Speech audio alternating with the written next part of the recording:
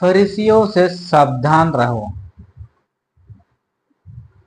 ये यीशु मसीह ने अपने चेलों से कहा। क्यों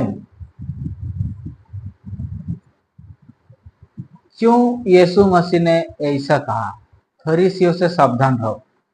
फरीसी तो बड़े पवित्र और निष्कलंक होते हैं, तो फिर प्रभु यीशु मसीह ने अपने चेलों से यह बात क्यों कहा? ये बात आप लोगों को डायरेक्ट बाइबल वचन से पढ़ के सुनाएंगे। आखिर प्रभु यीशु मसीह ने ऐसा क्यों कहा? फरीसी लोगों के विरुद्ध प्रभु यीशु मसीह ने ऐसा क्यों कहा है? चलिए। हेलो दोस्तों, मैं हूं सावना और आप देख रहे हैं ऑफिशियल परमेश्वर की आज्ञा। इस चैनल में केवल परमेश्वर की आज्ञा ही सुनाया या बताया जाता है। वीडियो पसंद आए तो लाइक शेयर जरूर कीजिएगा, और बाइबल वचन में इंटरेस्टिंग रखते हैं तो हमारा चैनल को सब्सक्राइब करके जरूर रखिएगा, क्योंकि इसी चैनल में केवल परमेश्वर का ही आज्ञा सुनाया या दिखाया जाता है। चलिए हम लोगों को डायरेक्ट बाइबल वचन की ओर लेके चलते हैं। यीशु मसीह ने आखिर फरीसी के विरुद्ध में ऐसा क्यों कहा है? चलिए बाइबल वचन को पढ़कर समझ लेते हैं। लूका सुसमाचार 20 का 45 से 47।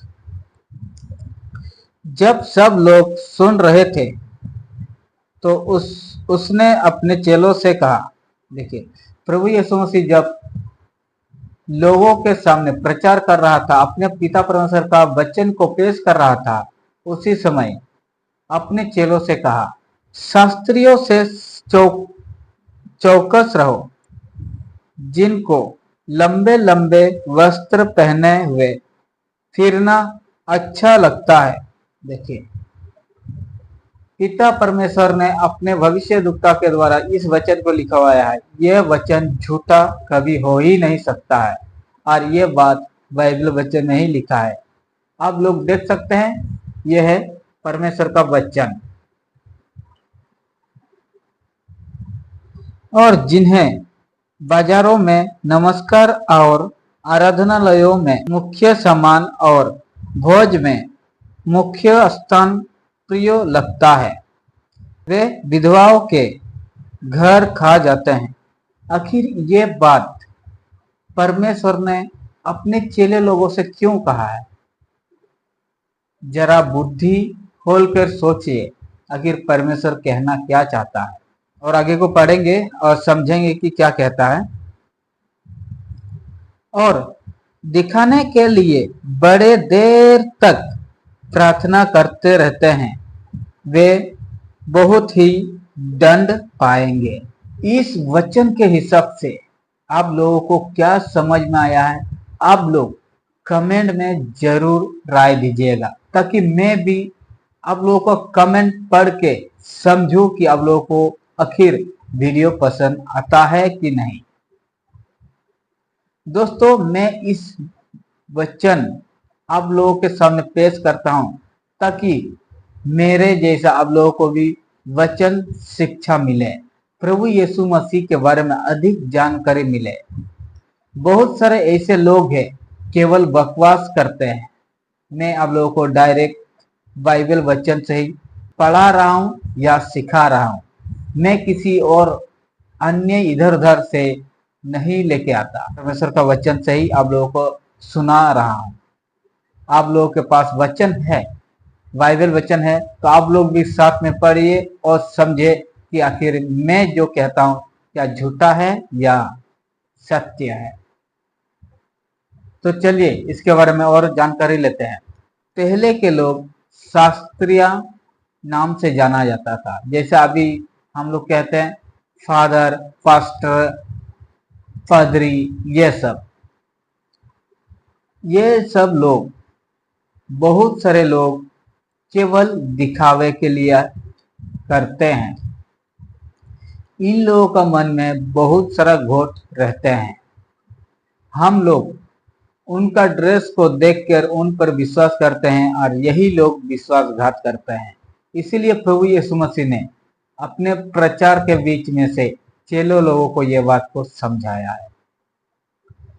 हमेशा आप लोग ध्यान रखिएगा, जब आप किसी पास्टर या फादर प्रार्थना में बुलाते हैं, अपने घर में जब प्रार्थना रखते हैं, तो वो लोग हमेशा लंबे देर तक प्रार्थना करते हैं, अच्छा भोजन ढूंढते हैं, खोजते हैं और अच्छे जगह बैठने के लिए ढूंढता है, क्योंकि उन लोगों को अच्छा लगता है अपना इज्जत को बढ़ाना, अपने आप को ऊंचा स्थान में लेके जाना।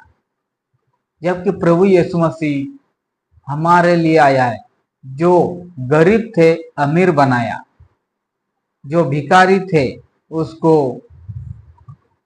पैसा से भरा है, जो बीमारी थे, दुख कष्ट थे, उन्हें चंगा किया, स्वस्थ किया और एक समान जीना सिखाया है। फिर ये शास्त्रियां ऐसा क्यों? क्योंकि वो उन लोगों को वचन का शिक्षा नहीं मिला है।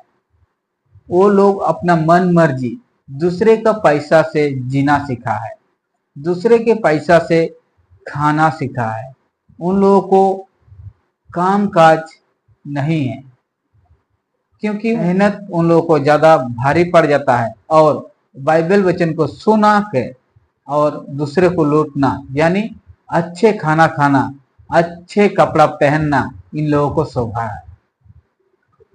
मैं आप लोगों को बता दूं दोस्तों, इसीलिए पिता परमेश्वर ने कहा है, प्रभु यीशु मसीह ने कहा है, एक और दो मिलकर एक मन होके प्रार्थना करे तो मैं उसके बीच में हूं। इसलिए दोस्तों, आप लोगों को मैं एक ही राय देता हूं, आप लोग सच्ची मन से आराधना कीजिए, ना किसी फादर ना पास्टर का झंझट में पड़िए, क्योंकि ये लोग बड़े ही निकम्मे होते हैं। लूटने ज्यादा ध्यान और आराधना में कम ध्यान है। इसलिए एक मन होके प्रार्थना कीजिए, यीशु मसीह आपके बीच में है। आपका प्रार्थना को सुनने के लिए स्वर्गीय पिता अपने पुत्र को, अपने पवित्र आत्मा को भेजा है इस संसार में। इसलिए हम जहां भी रह के प्रार्थना करें, हमारे प्रार्थना सुना जाता है। बस पूर्ण रूप सच्ची विश्वास के साथ प्रार्थना करें। ऐसा नहीं है मन में कुछ और है, मुंह में कुछ और है, आंखों से देखते कुछ और नहीं। मुंह में भी ईश्वर का आराधना होना चाहिए, आंखों में भी परमेश्वर का तस्वीर होना चाहिए और मन में भी परमेश्वर का सोच होना चाहिए। तभी हमारा प्रार्थना परमेश्वर तक पहुंचता है और उनका आशीष हम तक पहुंचता है। दोस्तों, मैं उम्मीद करता हूं आप लोगों को इस वचन में से थोड़ा सा भी समझ में आया होगा। अगर समझ में आया है तो कमेंट जरूर कीजिएगा। आज के लिए इतना ही, फिर मिलते हैं नया वीडियो में। तब तक के लिए जय मसीह।